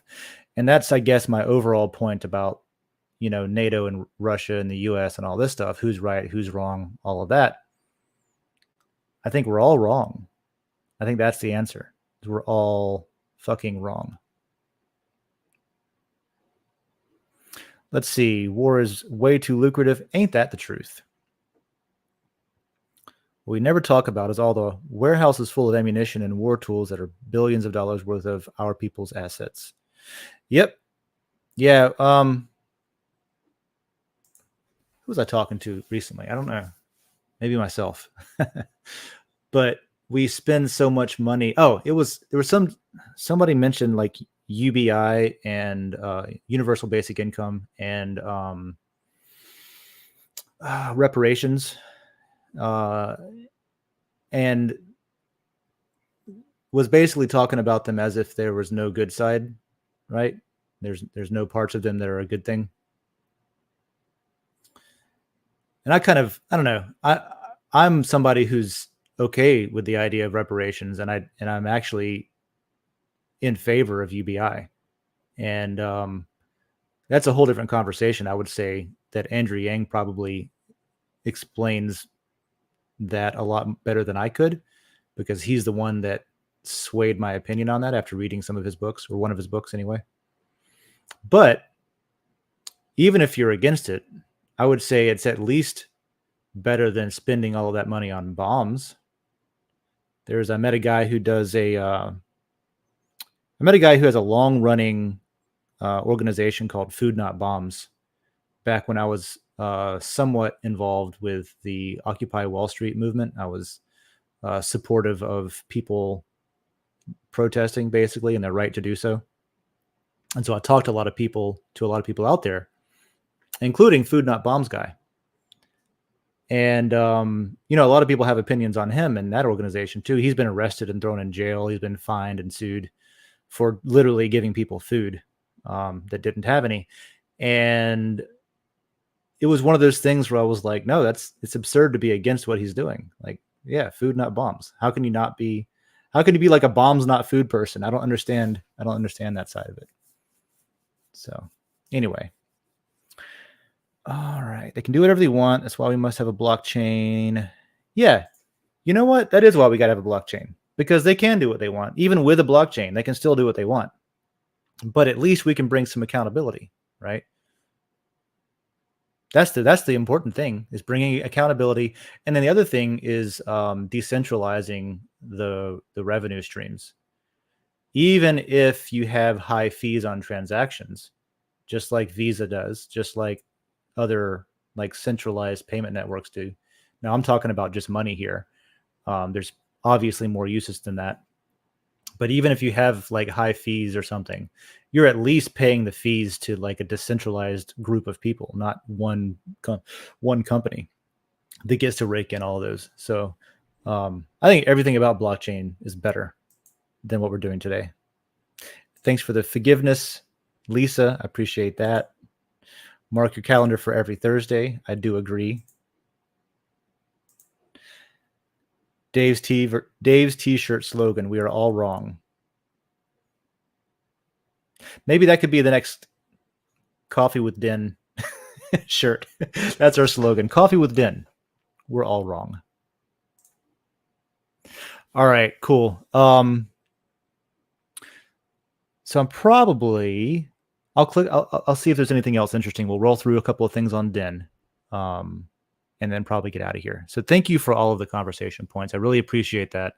I love having stuff to talk about that I didn't expect to talk about when we started. Go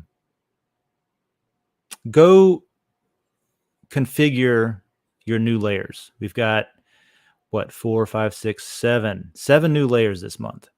So as I bring Den back up, let me just say this. Let me go over and I don't know what's going to be on here. I've got it sorted by new. So I'll bring this up and see. Good morning to Unicorn. There was some pushback from several denizens whenever I published the leaderboard data. And those are really good conversations to have. And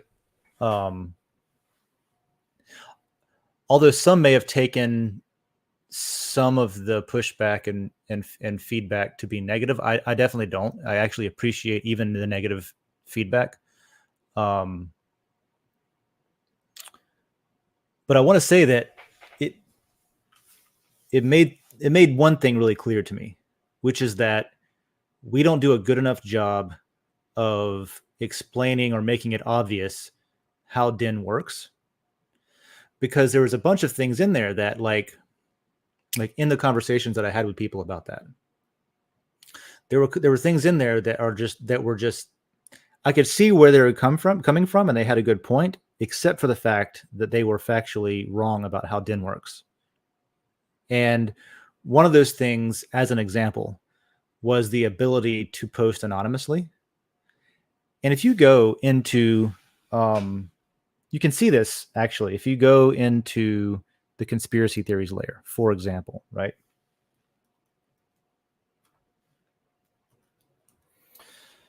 If you try to post anything at all in the conspiracy theories layer, you should notice that you can only do it anonymously. You cannot disable this anonymous button here.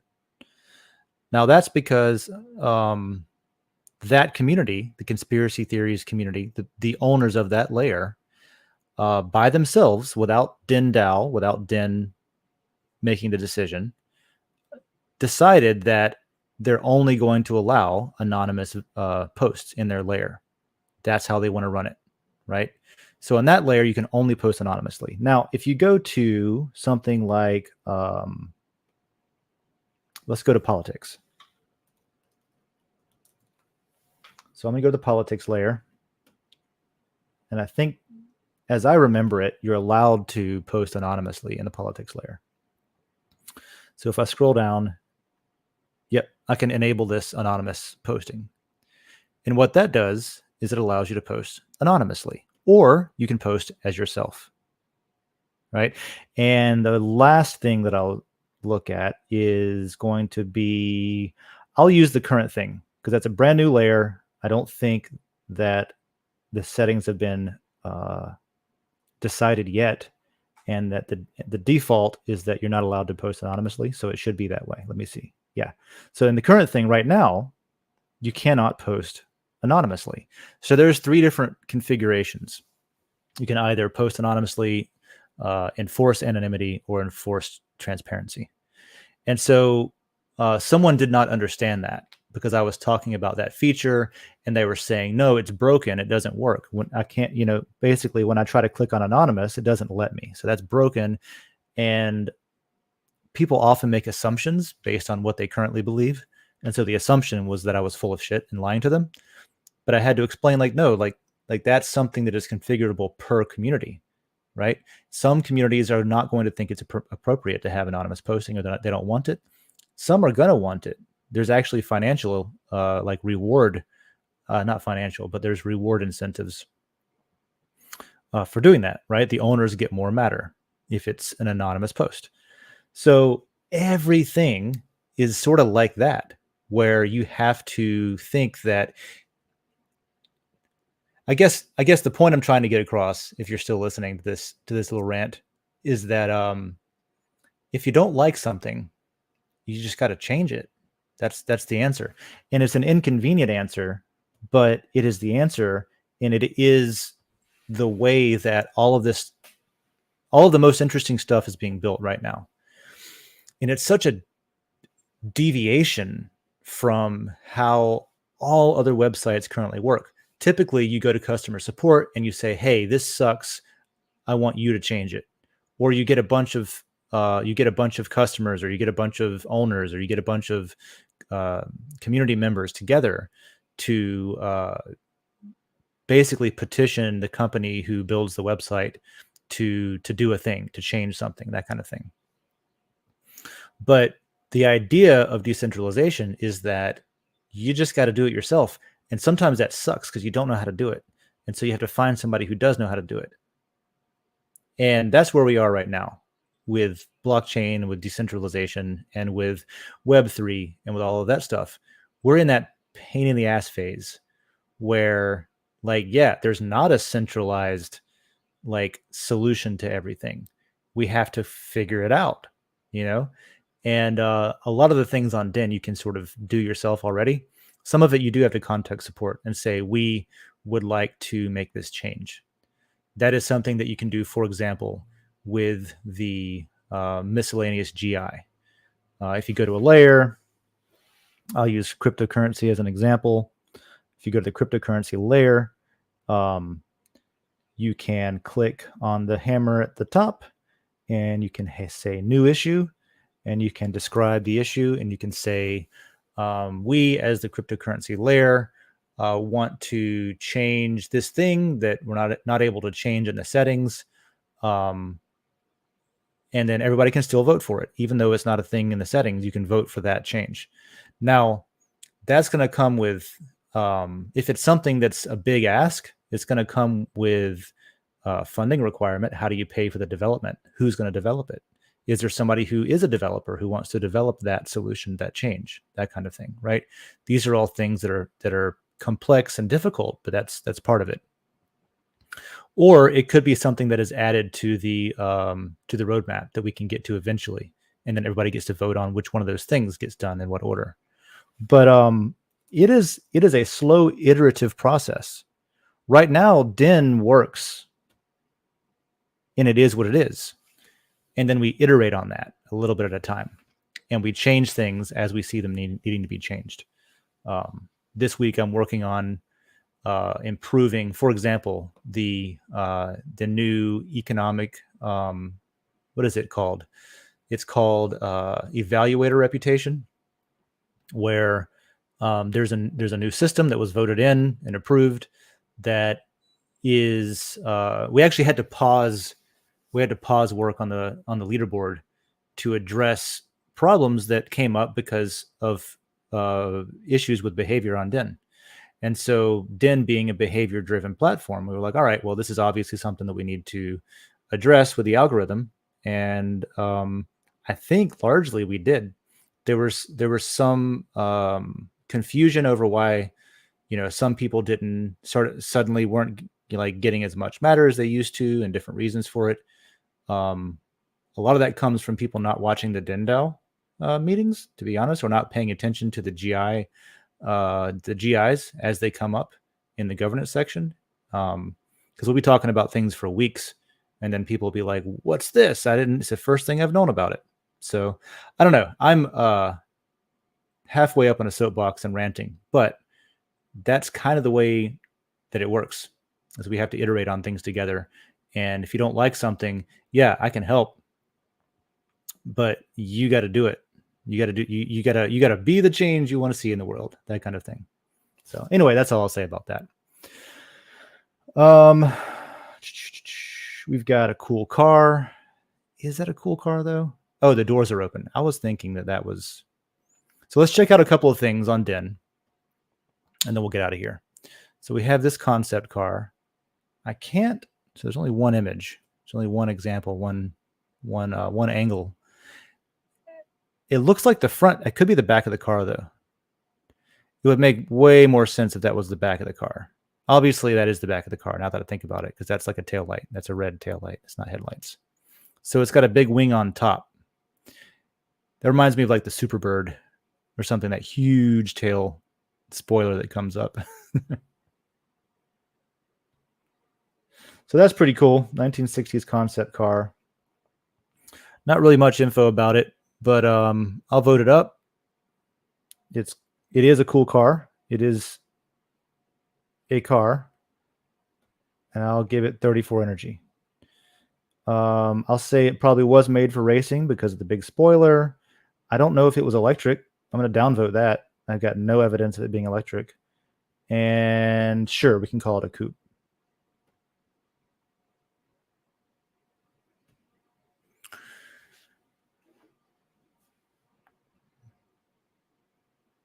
What is this? Hyperion frequency. Den is developing, and those who get it really get it, and those who don't have no idea what Den is.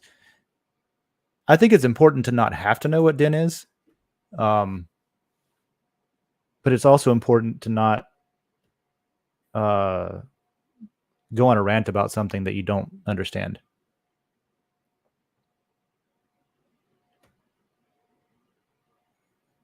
Okay. I'm not a Dragon Ball fan. I'm not a fan. I just never really got into it. So I don't know if this is an interesting post or not. It's a picture of Goku. Cool, I guess. But I do have to balance my votes. So Belmar, I love you, but I'm going to say this is not interesting. I'm not going to downvote it a lot, but I'll cast my vote. The reason I got to balance my votes is because of that new evaluator rep system. Because if you're always voting in one direction, you're just not as useful. It's not as useful of an evaluator, right? We've got one in the sports layer.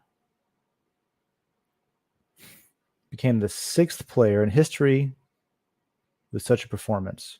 100th triple double. I don't know what a triple double is. I'm not a sports person. But OP explains it. So I will, as an evaluator, say that is a great post. It's relevant. It's new. It's got, I'll give it at least 233 energy. It's news. That is a basketball. And it is an historical, it's a record, right? That kind of thing. I think that's cool, right? It's in the sports layer. It is something that is timely. And it has a description for people like me who don't understand what you're talking about. That's probably going to win my vote. That kind of thing. New user who wants to post erotic content that is not safe for work. Do not put it in a not safe. Don't put that in a safe for work layer, please. Take that over to the eroticism layer. I've already told them that. And then one of my favorite layers, the food and bev layer, really just always has pretty good content and almost always has a description of how the dish is made that they're showing off there. So I will vote that up. I am Jadeline. I'll give you also the same thing I gave the sports.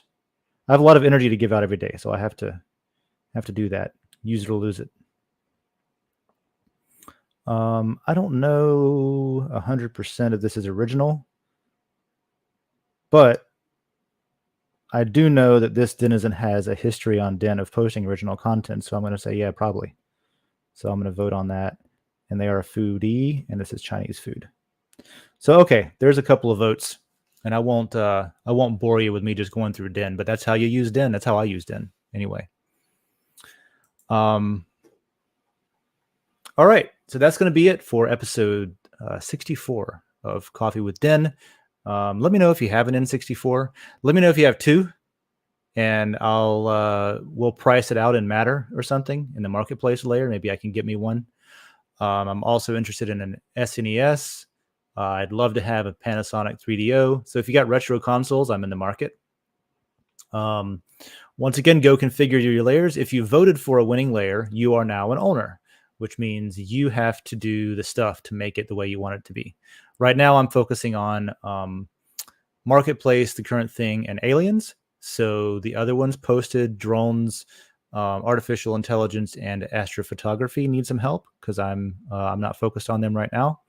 If those are your jam, go make yourself known.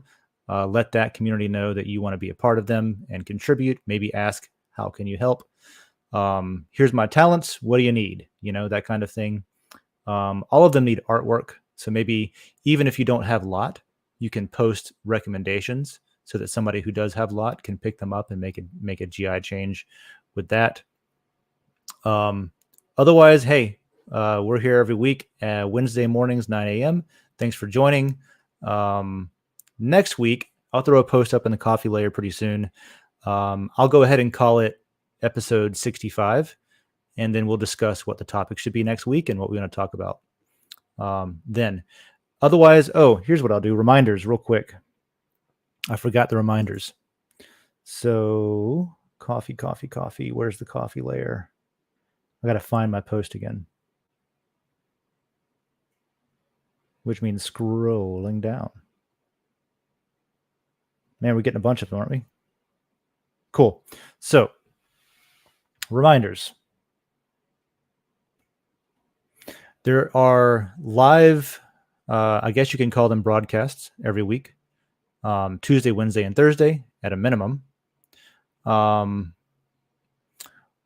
Tomorrow, we're doing World Blockchain Roundtable. That's 11 a.m. Eastern, which is 10 a.m. Central, 8 a.m. Pacific time.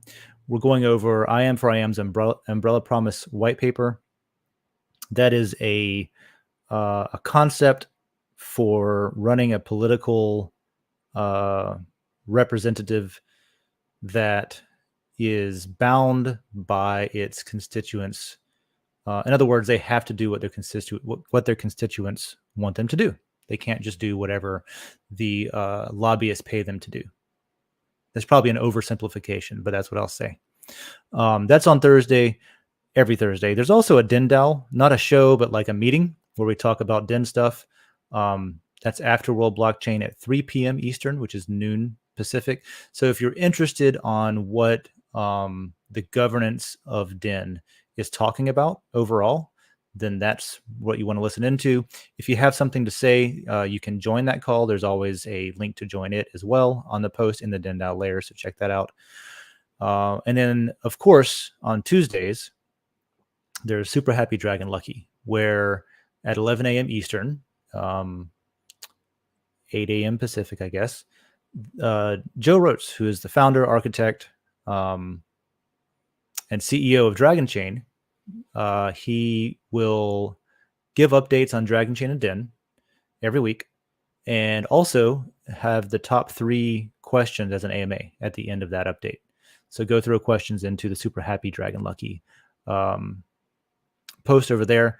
All of those that I just talked about have rewards for participation. Admittedly, I have not handed out lot for coffee in a while. I got to go through and do that. I got to catch up on my spreadsheet there. But I hand out lot for participation here. That's where all the owners come from. There's also lot rewards for World Blockchain Roundtable. They do theirs based on views. So definitely share those videos so that, number one, if you asked a question, you can get more lot for that question because it got more views. But also that's how the hosts get their lot and stuff like that. And even the Super Happy show, Super Happy Dragon Lucky, gives out, I think, lot for the Dragon Chain layer for that one, right? So, and even, I guess I left out Den.social. There's not technically a reward system for it, but based on who's been helping out so much there, I know at least 3 or 4 denizens have earned founder lot for the Den.social layer, which allows them to propose Den.social GIs independently because of their participation there. So we really do make sure that we, account for and reward people who are helping us build stuff. So go check out all of those. That's all I'll say. I'll get out of here. Thank you for the really interesting topics and conversations today. I'll see you around Den. Let's go build up these new layers this weekend. So I'll see you then. All right. This is a song called Enter the Dragon from fellow denizen Y'all Weird. Adios.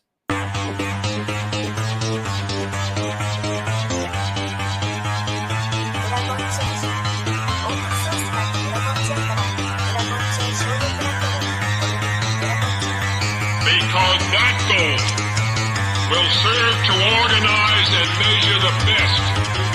Adaptable, all capital, label radical yet rational. A tactical approach is palpable if this animal is fallible, but that conclusion is laughable. So with for all detachable from the mandible, you see it now.